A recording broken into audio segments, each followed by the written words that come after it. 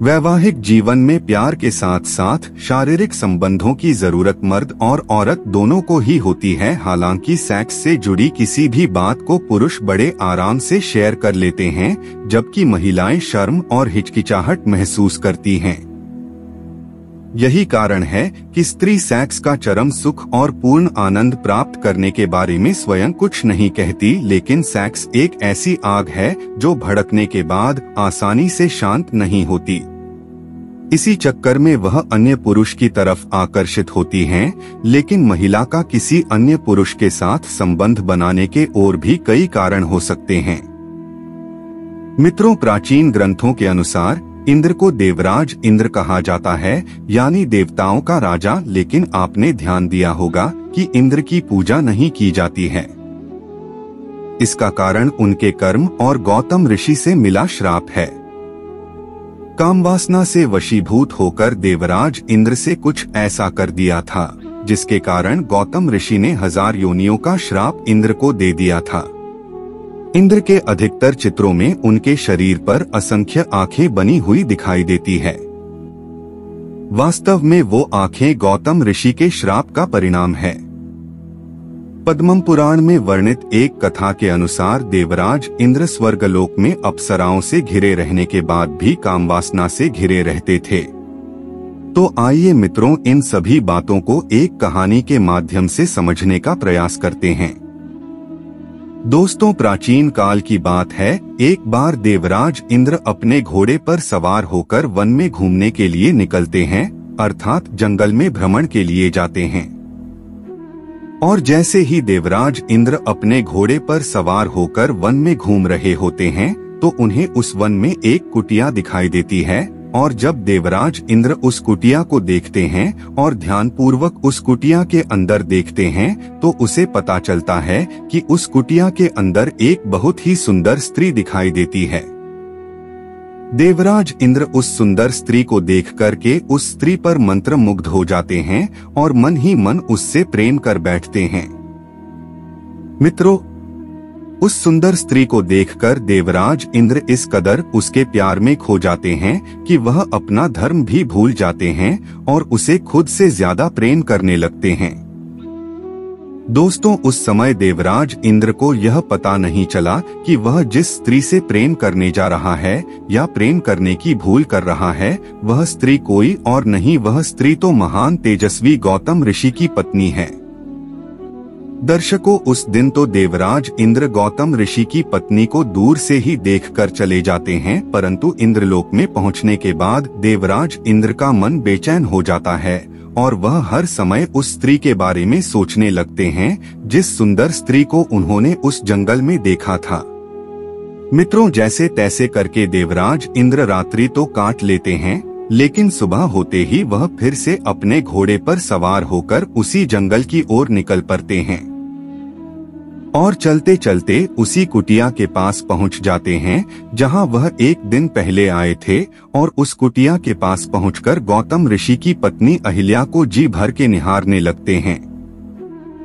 मित्रों, राज की बात यह है कि जब देवराज इंद्र गौतम ऋषि की पत्नी को छुप छुप कर देख रहे थे, तो इस बात की जानकारी ना तो गौतम ऋषि को थे और ना ही उसकी पत्नी अहिल्या को थी।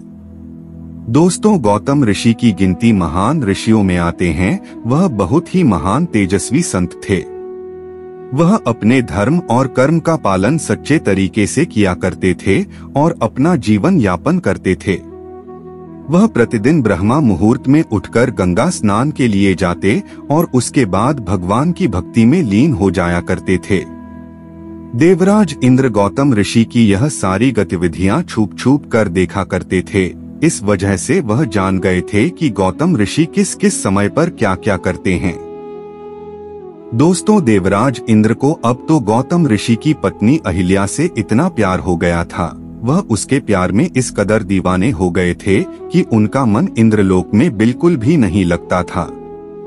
इसीलिए वह प्रतिदिन उस कुटिया के आसपास आते थे और छुप छुप कर गौतम ऋषि की पत्नी अहिल्या को निहारते रहते थे। इसके बाद वह अपने मन में विचार करने लगे कि आखिर इस स्त्री को मैं किस प्रकार प्राप्त करूं और इसके साथ शारीरिक संबंध बना सकूं। इसीलिए एक बार देवराज इंद्र अहिल्या से मिलने की चाह लिए हुए चंद्रमा के पास पहुंचते हैं और चंद्रमा से कहते हैं कि हे चंद्रमा, आप हमारी मदद करो। तभी चंद्रमा कहता है, हे देवराज इंद्र, मुझे आपकी किस कार्य में मदद करनी है, स्पष्ट बताइए। दोस्तों, तभी देवराज इंद्र चंद्रमा से कहते हैं कि आपको मेरा एक कार्य करना होगा। चंद्रमा कहते हैं कि बताइए प्रभु, मुझे क्या करना होगा। तो देवराज इंद्र चंद्रमा को बताते हैं कि देखो चंद्रमा, मुझे एक स्त्री बहुत ही पसंद आ गई है, इसलिए मुझे उसके साथ छल करना है और उसके साथ छल करने में आपको मेरी मदद करनी होगी। तभी चंद्रमा कहते हैं, हे देवराज इंद्र, मुझे साफ साफ बताइए करना क्या है। तो देवराज इंद्र चंद्रमा से कहते हैं, तुम मेरे साथ पृथ्वी लोक पर चलो और एक मुर्गी का रूप धारण करो। तुम मुर्गी बनकर मध्य रात्रि में आवाज लगा देना और जैसे ही तुम आधी रात्रि में आवाज लगाओगे तो तुम्हारी आवाज को सुनते ही गौतम ऋषि तुरंत जाग जाएंगे और वह समझेंगे कि अब सुबह हो चुकी है और वह गंगा स्नान को चले जाएंगे। उसी समय मैं उनकी पत्नी अहिल्या के साथ छल कर लूंगा। दोस्तों, इसके साथ ही हम आपको एक राज की बात बताते चले कि कोई भी व्यक्ति उसी को अपने दिल की बात बताता है जिससे उसके विचार भली भांति मिलते हैं, अर्थात जो उसके जैसे विचारों का होता है। दोस्तों, चंद्रमा और इंद्र एक विचारों के थे, क्योंकि प्रिय मित्रों, चंद्रमा भी अपने गुरु की पत्नी को लेकर भाग गया था और इंद्र ने भी एक महान ऋषि की पत्नी के साथ छल किया था। दोस्तों, दोनों के विचार एक जैसे थे। दोस्तों, अब ये दोनों ही पृथ्वी लोक पर आते हैं और गौतम ऋषि की कुटिया के पास जाकर छुप जाते हैं और जैसे ही मध्यरात्रि होती है फिर चंद्रमा मुर्गी बनकर आवाज लगा देता है। उस मुर्गी की आवाज सुनकर गौतम ऋषि की आंख खुल जाती है और वह गंगा स्नान के लिए अपना कमंडल कपड़े लेकर निकल जाते हैं। दोस्तों, गौतम ऋषि उस मायाजाल को नहीं समझ पाते हैं। वह यह नहीं समझ पाते हैं कि यह एक माया है।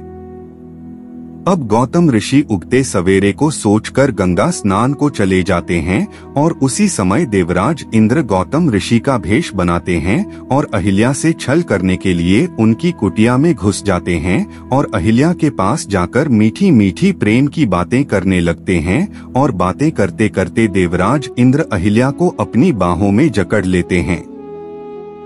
और दोस्तों, उधर क्या होता है, जब गौतम ऋषि नदी के किनारे गंगा स्नान करने के लिए पहुंचते हैं तो वह क्या देखते हैं कि काफी समय हो गया, अभी तक सुबह भी नहीं हुई और मेरे सिवाय कोई स्नान करने भी नहीं आया। नहीं कोई पशु पक्षी व अन्य जीव की आवाज भी आ रही है, अर्थात उन्हें किसी भी प्रकार की कोई भी हलचल दिखाई नहीं देती है।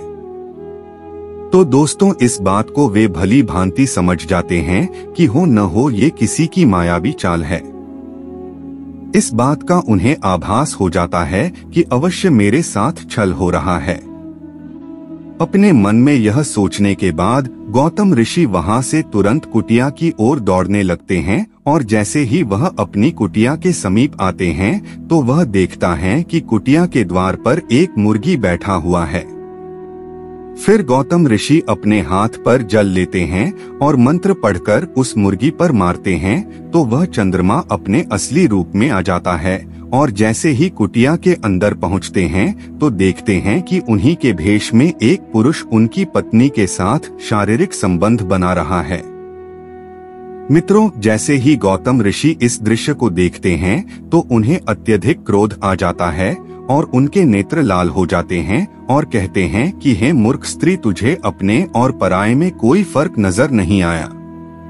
तुझ में अपने और पराये को पहचानने की शक्ति नहीं है। ऐसी स्त्री होने से क्या लाभ? तुझे तो पत्थर हो जाना चाहिए। और वह अपनी पत्नी को पत्थर होने का श्राप दे देते हैं। उसके बाद वे और भी अधिक क्रोधित हो जाते हैं और इंद्र को कामवासना का भूखा समझकर इंद्र को श्राप देते हुए कहते हैं, हे देवराज इंद्र, तुम्हारे अंदर काम वासना की शक्ति बहुत अधिक है और तुम हर स्त्री पर आसक्त हो जाते हो। इसलिए मैं तुम्हें श्राप देता हूँ कि तुम्हारे शरीर पर हजारों योनियां बन जाएंगे। दोस्तों, जैसे ही यह श्राप गौतम ऋषि इंद्रदेव को देते हैं तो उसी समय देवराज इंद्र के शरीर पर हजारों योनियां बन जाती है। दोस्तों, यह सब कुछ देखकर देवराज इंद्र गौतम ऋषि के चरणों में गिरकर क्षमा याचना करने लगते हैं और अपने द्वारा किए गए पाप की क्षमा मांगने लगते हैं। दोस्तों, इंद्र के बार बार विनती करने के बाद गौतम ऋषि इंद्र से कहते हैं कि हे इंद्र, मैं अपने श्राप को वापस तो नहीं ले सकता और न ही मेरे मुख से निकला हुआ श्राप झूठा हो सकता है, लेकिन मैं उसमें बदलाव अवश्य कर सकता हूँ। इसलिए हे देवराज इंद्र, जो तुम्हारे शरीर पर हजारों योनियां बन गई हैं, ये योनि आंखों में परिवर्तित हो जाएंगी। इनके जगहों पर हजारों आंखें बन जाएंगी। दोस्तों, गौतम ऋषि के ऐसे कहते ही वह योनि आंखों में परिवर्तित हो गई। और मित्रों, गौतम ऋषि ने जो अपनी पत्नी को पत्थर होने का श्राप दिया था, तो इसके बाद गौतम ऋषि की पत्नी अहिल्या उनसे कहती है कि हे स्वामी, इसमें मेरा कोई दोष नहीं है जो आपने मुझे पत्थर होने का श्राप दे दिया है। मुझे इस बात का बिल्कुल भी एहसास नहीं हुआ कि मेरे साथ कोई अन्य पुरुष छल कर रहा है, क्योंकि वह तो आपके रूप में आया था। मैं तो आपको ही समझ रही थी, इसलिए इस गतिविधि में मेरी कोई भी गलती नहीं है, मेरा कोई भी कसूर नहीं है। मुझे इसके बारे में कुछ भी जानकारी नहीं है। दोस्तों, अपनी पत्नी के मुख से ऐसी बात सुनने के बाद गौतम ऋषि अपनी पत्नी अहिल्या से कहते हैं कि मैं अपने मुख से दिया हुआ श्राप वापस तो नहीं ले सकता, परंतु मैं तुम्हें एक वरदान अवश्य दे सकता हूँ। कुछ समय बाद जब भगवान हरि विष्णु मर्यादा पुरुषोत्तम भगवान श्री राम के रूप में अवतरित होंगे, तब वही आकर के तुम्हारा उद्धार करेंगे। उनकी चरण स्पर्श से ही तुम्हारा उद्धार होगा। उनके चरणों से स्पर्श होते ही तुम एक बार फिर से उसी रूप में आ जाओगी। दोस्तों, इस प्रकार से काफी समय व्यतीत हो जाता है और भगवान श्री हरि विष्णु मर्यादा पुरुषोत्तम श्री राम के रूप में अवतरित होते हैं और अवतरित होने के बाद अपने गुरु के साथ उसी स्थान पर पहुंचते हैं जिस स्थान पर गौतम ऋषि की पत्नी अहिल्या पत्थर की मूर्ति बनी हुई थी। दोस्तों, जब भगवान श्री राम ने वह पत्थर की मूर्ति देखी तो इसके बाद मर्यादा पुरुषोत्तम भगवान श्री रामचंद्र वह अपने गुरु से पूछते हैं कि हे गुरुदेव, यह पत्थर नुमा स्त्री कौन है?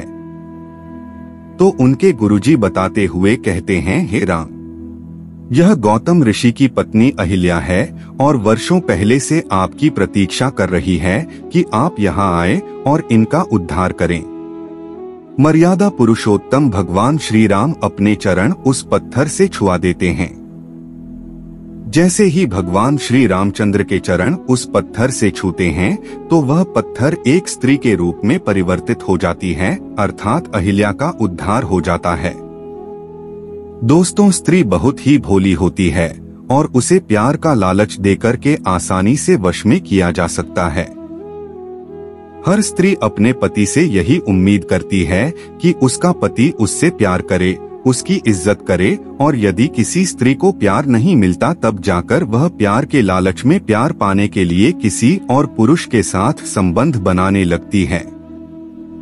मित्रों, शादीशुदा जीवन में प्यार के साथ साथ शारीरिक संबंध की भी बहुत जरूरत होती है। दोनों में से एक में भी अगर कमी होती है तो रिश्ते कमजोर पड़ने लगते हैं। दरअसल रिश्ते को संतुलित रखने के लिए मर्द और औरत दोनों को ही सेक्स की जरूरत पड़ती है। वहीं जहां पुरुष बड़ी आसानी से अपने मन की बात महिलाओं के सामने रख देते हैं, वहीं महिलाएं इस मामले में शर्म महसूस करती हैं। आइए मित्रों, हम उस कारण को आपको बताते हैं जिसके वजह से महिला किसी और पुरुष से संबंध बनाती है। पहला, असंतुष्टि। दोस्तों, अपने पार्टनर से संतुष्ट न होने के कारण कई बार महिलाएं दूसरे पुरुषों की तरफ आकर्षित होती हैं। वहीं महिलाएं ज्यादातर अपने मन में ही संबंध बनाने की बातें रखती हैं और इस बारे में वह खुलकर बता नहीं पाती कि वह किस तरह से संबंध चाहती हैं। दूसरा, अकेलापन। अगर पति अपनी पत्नी से ज्यादा काम और दोस्तों को महत्व देता है तो इस कारण महिलाएं अकेलापन महसूस करती हैं। ऐसे में जब उनका पार्टनर काम के सिलसिले में बाहर चला जाता है तो वह दूसरों में अपना सहारा ढूंढती हैं। तीसरा, आपसी मतभेद। जब पति पत्नी में प्यार से ज्यादा तकरार होने लगता है तब रिश्ता खराब होने के कारण दोनों अपने लिए कहीं और सहारा ढूंढने लगते हैं। वहीं ऐसे अगर पुरुष महिला पर ध्यान न दें तो महिला बाहर रिश्ता बना लिया करती है। चौथा, उम्र में अंतर होना। दोस्तों, भारत के कई कोनों में आज भी कम उम्र की लड़कियों की शादी उनसे बहुत बड़े आदमी से कर दी जाती है। ऐसे में यह होना लाजमी है कि कम उम्र की लड़की अपने उम्र के लड़के के तरफ आकर्षित हो, क्योंकि इस उम्र के मतभेद के कारण अक्सर महिलाएं खुश नहीं रह पाती है। पांचवा, पैसा। गरीबी में जीने वाली महिलाएं अक्सर पैसों की लालच में गैर पुरुषों से संबंध बनाने में नहीं हिचकिचाती है। पति द्वारा उनकी इच्छाएं पूरी न कर पाना, कम आय की वजह से ऐशो आराम की जिंदगी न दे पाने की वजह से महिलाएं बाहर किसी अन्य पुरुष के साथ संबंध बनाने को भी तैयार हो जाती हैं।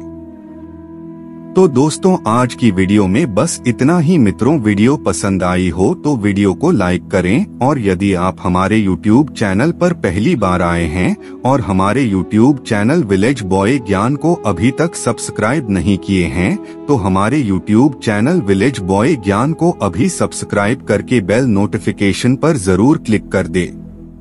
तो मित्रों, आज की वीडियो में बस इतना ही। मिलते हैं जल्द ही एक ज्ञानवर्धक मोटिवेशनल वीडियो के साथ। तब तक के लिए आप सभी प्यारे प्यारे मित्रों से विदा लेते हैं। नमस्कार। आपका दिन शुभ हो। और हाँ दोस्तों, कमेंट में इस वीडियो से रिलेटेड यदि आपका कोई भी सलाह सुझाव हो तो हमें कमेंट में जरूर लिखें और यदि आपका कोई सवाल ना हो तो कमेंट में हर हर महादेव जरूर लिखिए, क्योंकि आपका एक कमेंट हमें वीडियो बनाने में और भी मोटिवेशन देता है। तो दोस्तों, वीडियो में लास्ट तक बने रहने के लिए आपको बहुत बहुत धन्यवाद। आपका दिन शुभ हो। जय हिंद, जय भारत, हर हर महादेव, जय श्री कृष्णा।